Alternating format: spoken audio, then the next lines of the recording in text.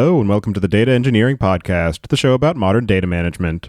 When you're ready to build your next pipeline or want to test out the projects you hear about on the show, you'll need somewhere to deploy it, so check out our friends over at Linode. With 200 gigabit private networking, scalable shared block storage, a 40 gigabit public network, fast object storage, and a brand new managed Kubernetes platform, you've got everything you need to run a fast, reliable, and bulletproof data platform. And for your machine learning workloads, they've got dedicated CPU and GPU instances. Go to dataengineeringpodcast.com/Linode today to get a $20 credit and launch a new server in under a minute. And don't forget to thank them for their continued support of this show. Your host is Tobias Macey, and today I'm interviewing Liran Haimovitch, CTO of Rookout, about the business value of operations metrics and other dark data in your organization. So, Liran, can you start by introducing yourself? Hey Tobias, it's great to be here. My name is Liran Haimovitch. I'm Rookout's co-founder and CTO. I've spent most of my career doing cybersecurity, and for the last 3.5 years, I'm the co-founder and CTO of Rookout, where we deal with data extraction, data fetching, and in general, how can we easily and agilely get the data we need on the fly. And do you remember how you first got involved in the area of data management? So, about 3.5 years ago, my co-founder and I wanted to found a startup, something in the area of DevOps and dev tooling. And as we dug deeper into it, we were fascinated by how hard it was to collect data from our own software. I mean, it's our code, it's running on our servers, and yet it can be ridiculously hard to get a piece of data from it.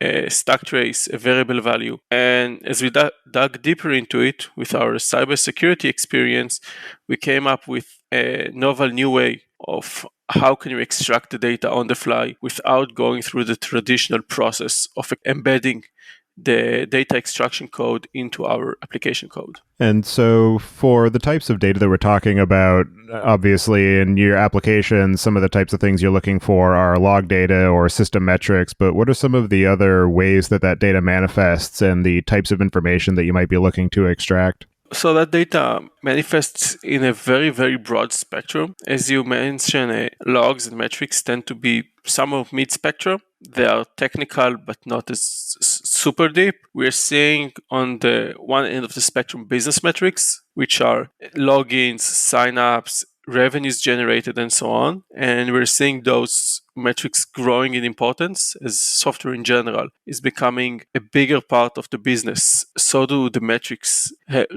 required to measure that. And on the other side of the spectrum, we're seeing very, very technical data being extracted. Heap dump, stack traces, and so on that allow you to truly see the exact state of the application so that you can better understand it. And obviously for things like the amount of revenue generated, that's something that people have tracked for a while, usually by dumping the actual sales reports at the end of the quarter, for instance. So then as far as the types of business questions that can be answered from some of these different types of data that you're collecting, what are some of the most interesting or most pressing ones that you've seen or that some of your customers have been able to ask and answer? So we're seeing that with the rise of software and digitalization processes, software engagement is becoming ever more important. And the various business stakeholders, be it sales, marketing, customer success, or product, becoming keener and keener to know exactly what's going on, to know how much money is made, to know which part of the product are making that money, which part of the product are creating engagement. And as new features are being rolled out, new market segments are being penetrated, those questions are ever evolving. As software processes are becoming a bigger part of the business, we're seeing the business stakeholders, sales, marketing, and others ever more interested in answering questions about how the software is behaving with real-world customers. Those questions tend to be the same and fall into a few broad categories. How many people are signing up and logging into my software? How do people interact with my software? Which part of the software do they interact with and how often? But the interesting thing is, how often do those questions change? And what we're seeing is that as time passes, business stakeholders have to answer more questions and they keep changing them more frequently. And that's a big difference. You're not just answering the question of how much revenue am I generating per quarter, but every day, every week, you have new stakeholders asking new questions. And you have to iterate on the data you're collecting to answer those questions. And for being able to collect that additional data, as you mentioned, some of the traditional means that developer teams and operations engineers might go about it is to go through the code and build and release cycle where they need to add new log lines or explicitly add new points that they're collecting specific metrics in the application. So what are some of the considerations that developers and operations engineers need to be aware of when they are defining those collection points for the types of metrics and log messages that they're collecting? And what do you see as some of the effective strategies for being able to incorporate the different business stakeholders in that process of defining those collection points? So that's exactly right. The traditional method for extracting data is by writing more instrumentation code to get that data. And there are a bunch of considerations here. The basic, more engineering-oriented questions have to do with how do I make sure it doesn't impact my performance? How do I make sure it doesn't impact my reliability?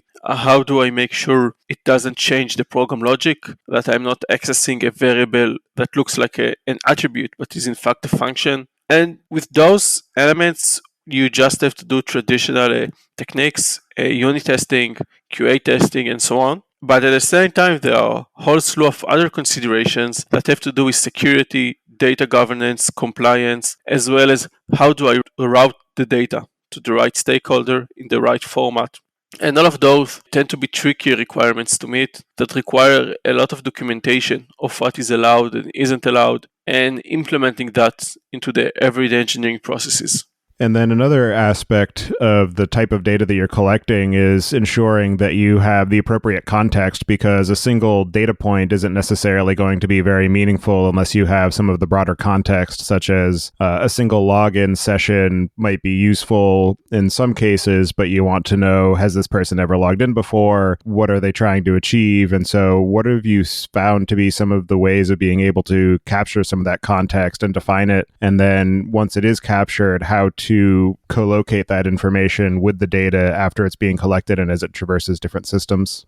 That's exactly right. One of the challenges we're seeing customers struggle with, and is often the reason why they have to reiterate over and over on data collection, is that you have to get the whole piece of data. It's not enough to get a variable, it's not enough to get a metric. You have to be able to associate it to the relevant user segment, maybe to the relevant server based on what you're going to do with the data. And then once you have the data, you have to make sure that you bring it as a whole to rest in the right system side by side with other pieces of data so that you can correlate it to. And if you end up forgetting a variable or sending it to the right system, more often than not, you're going to have to do another iteration just to get it right. Another element of the collection of this operations data is that often we're using multiple different systems for collecting that information. So for instance, with stack traces, you might use something like Sentry or Rollbar for being able to capture that information. Log data might end up going into some hosted log provider or your own Elasticsearch cluster. Metrics might be going into something like Graphite, or you might use Datadog, and then being able to correlate all that information together is either very difficult or potentially impossible. And I'm wondering what you see as some of the just overall shortcomings of the existing landscape of data collection and access, and some of the strategies that you have found useful for being able to capture the full context and the full suite of information into one location for being able to actually ask useful questions of it.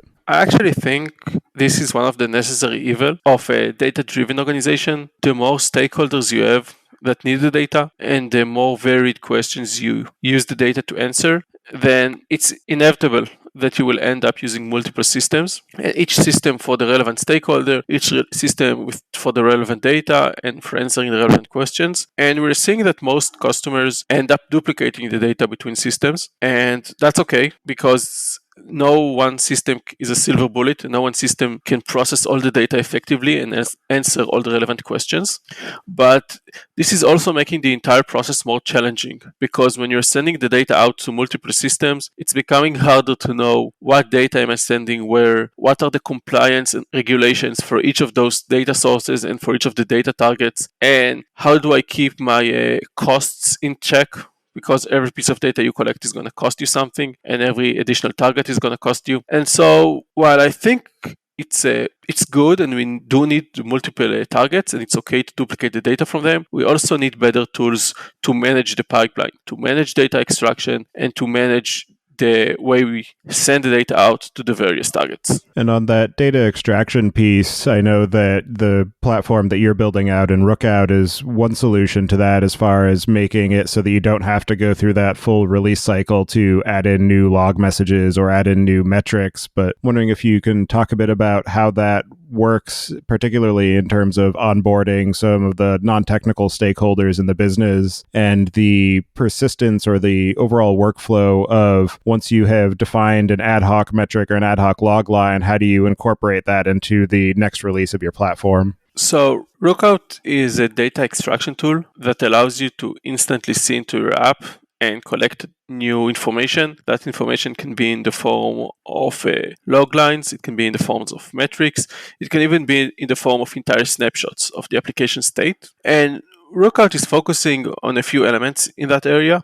The first is agility, getting you the data you need when you need it on the fly. And the second is reducing the skill set. It's about reducing the risk factor and allowing people who are not as skilled, who are not as familiar with the code, might not even be familiar with the language, to specify what they need, whether specify a line of code or specify a term they're interested in looking for, and get the data based on that query. And Rookout even allows you to pipeline the data to the final target, whether it's Datadog or Graphite or Elasticsearch or any of those other tools in any of the formats. And you can even get a single data point and duplicate it to multiple targets based on your needs. And any one of those elements, what you collect, what you do with the data, how do you transform it, and where do you send it, all of it can be changed with simple configuration in a matter of seconds, so that you have full control and full visibility into what you're collecting and what you're doing with it. For the pipeline that you're building out, what are some of the tools that you're using for being able to enable that data collection and pipelining and manage the reliability of it? So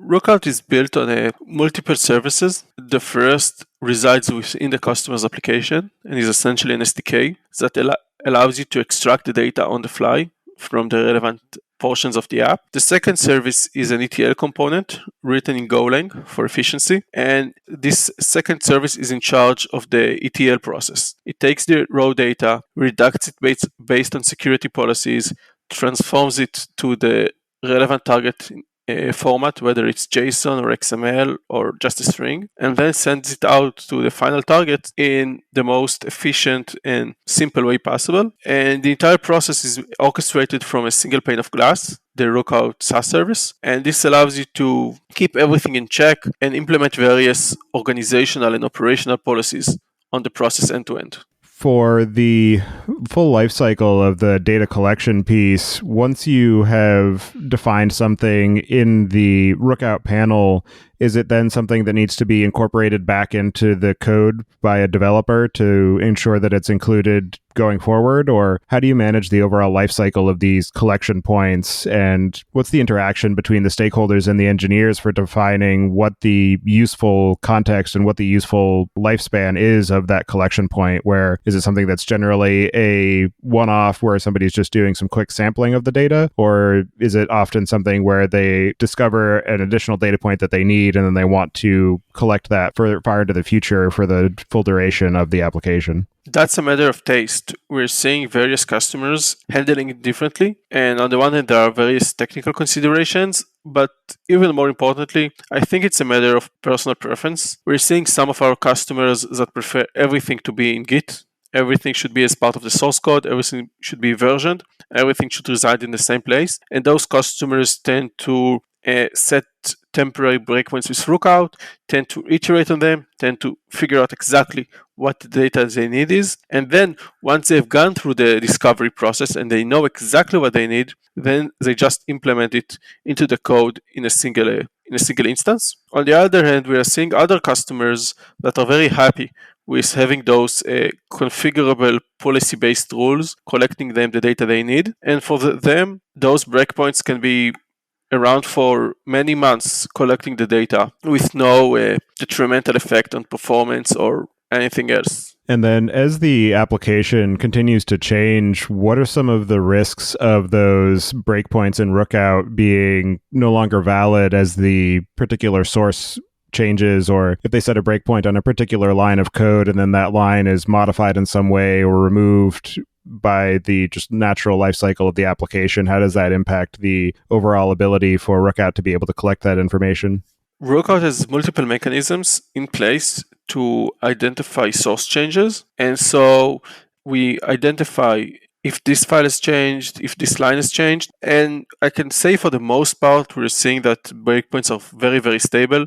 Once a breakpoint has been set, more often than not, it can stay up for months without any interruption. But once an interruption does occur, and if minor interruptions the system can cope with independently, say a line, you've added a couple of new lines and the line number is dropped from a 72 to 76, then we're going to identify that and fix it on the fly for you. But let's say the line you've added a breakpoint on was deleted. In that case, the system is going to detect it and alert you that the breakpoint is no longer valid and that you'll have to update it based on your needs. For your own use cases, what are some of the ways that you have used Rookout to be able to add useful information into your data collection for solving some of the business needs that you've faced and feedback into the overall product lifecycle? So early in the Rookout lifecycle, we were just starting out with the Rookout platform in general and our self-service capability specifically. And one of the things our sales engineers wanted to know was how often do people sign up and how do they use the system once they sign up. And so instead of having our engineers spend a sprint on that analytics work, they did it themselves. So one of our solution engineers logged into Rookout. We have a dog food environment, essentially Rookout on Rookout. And then he set Rookout breakpoints on a few of the relevant functions, such as login, sign up, setting a breakpoint, getting data. And so we could monitor those events and even routed them to Slack, so that he essentially got Slack notifications whenever interesting things occurred in the system. And all of that without involving the engineering team or requiring any resources on their end. Another interesting element of the overall collection of this data is the life cycle after it's been collected, where certain operational stores you might only want to keep around information for the duration of days or weeks, possibly up to a certain number of months, where if you're trying to do more long-range analytics, you'll often want to be able to collect information over the course of months and years for doing things like seasonal analysis and being able to view trends in the data. And from your experience, do you tend to replicate the operations information into a more long-term analytics store or something like S3 to be able to handle some of these more long-term analytics beyond the useful life cycle and the operations context? And what are some of the useful strategies that you found on that front? We're seeing that most of our customers tend to have a fairly complex analytics pipelines. This is probably due to the various business requirements coming up gradually and those solutions being implemented. We're seeing a lot of Elasticsearch as a service solutions such as Logs.io. We're seeing a lot of Kafka clusters being used, especially where complex data processing is required. And often we're seeing S3 buckets for archiving purposes. And the nice thing about Rookout is that whatever your needs are, the data can be sent to there. It can even be sent to multiple nations at the same time. And while we try to help our customers navigate that area, for the most part, they tend to know what they are doing with the data once they've got it. And in your experience of building out this platform for being able to do more ad hoc data collection and bring more people into the process of defining these collection points, what are some of the more interesting or unexpected or challenging lessons that you've learned in the process? I think what surprised me the most was that often engineers have little understanding of how their code is running in production. Even the concept of, as engineers, especially in the cloud native era, we're often being told of stateless services and why they matter so much. But today, with many organizations still having some level of divide between development and ops, engineers often have little understanding of how their code is deployed, how many instances are there, they are deployed across regions, and so on. And we found that hurts engineer ownership of their code because they are missing a big piece of the puzzle of how this code is actually running. And so it's detaching them from the day-to-day meaning of it. And we found that Rookout is making a huge difference there because it helps the engineers to see how their code is deployed, to see how their code is running, and it's creating new and interesting conversations within organizations between engineering and operations once there is better visibility and a more common language. And the operations data is definitely something that can be fairly clearly viewed as something that's valuable from the business context because oftentimes it's being collected from the software that is either the entire source of income for the business or something that's critical to the support of the overall business operations. But what are some of the other sources of dark data that you have found to be useful and that as engineers and as business stakeholders in an organization we should be thinking about or keeping an eye out for? I believe we're in many ways underestimating the valuable data residing in our software.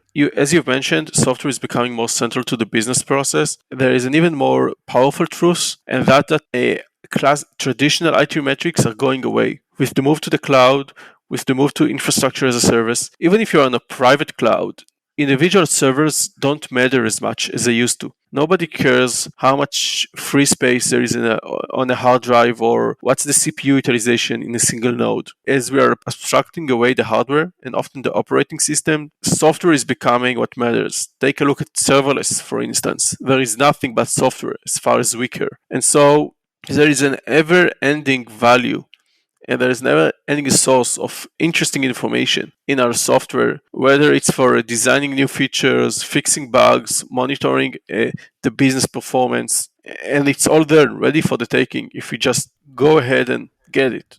And are there any other aspects of the process of collecting these metrics and information from the software that we're running, or the value that can be obtained from the information that's hiding in those systems, or the overall process of leveraging dark data in an organization that we didn't discuss yet that you'd like to cover before we close out the show, or any other aspects of the work that you're doing at Rookout? Yeah, so actually, another interesting thing we're seeing with customers is that once data does go into the analytics system, it's quite often that it's problematic. Sometimes it's just noise, it's bad data that in fact needs to be removed.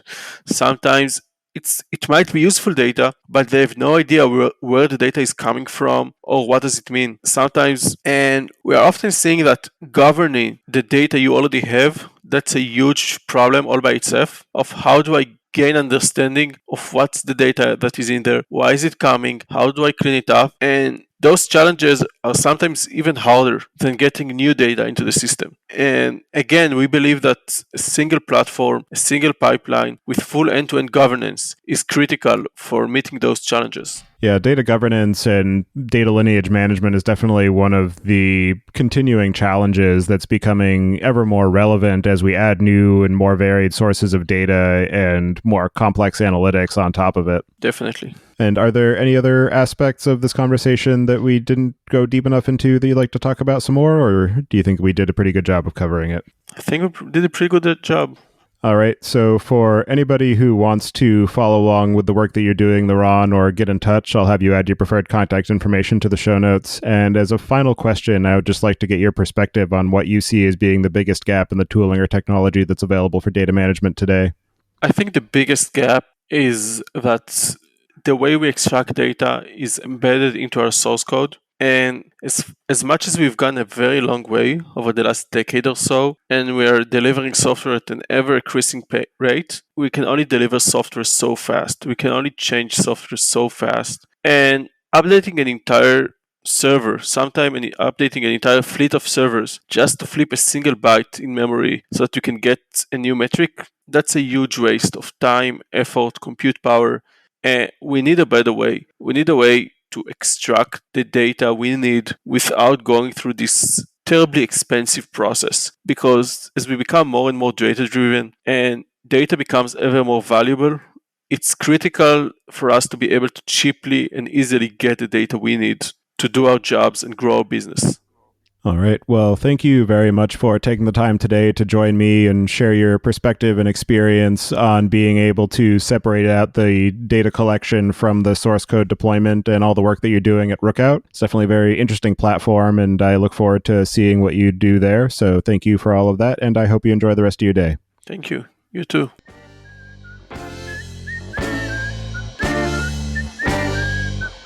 Listening. Don't forget to check out our other show, podcast.init, at pythonpodcast.com to learn about the Python language, its community, and the innovative ways it is being used. And visit the site at dataengineeringpodcast.com to subscribe to the show, sign up for the mailing list, and read the show notes. If you've learned something or tried out a project from the show, then tell us about it. Email hosts at dataengineeringpodcast.com with your story. And to help other people find the show, please leave a review on iTunes and tell your friends and coworkers.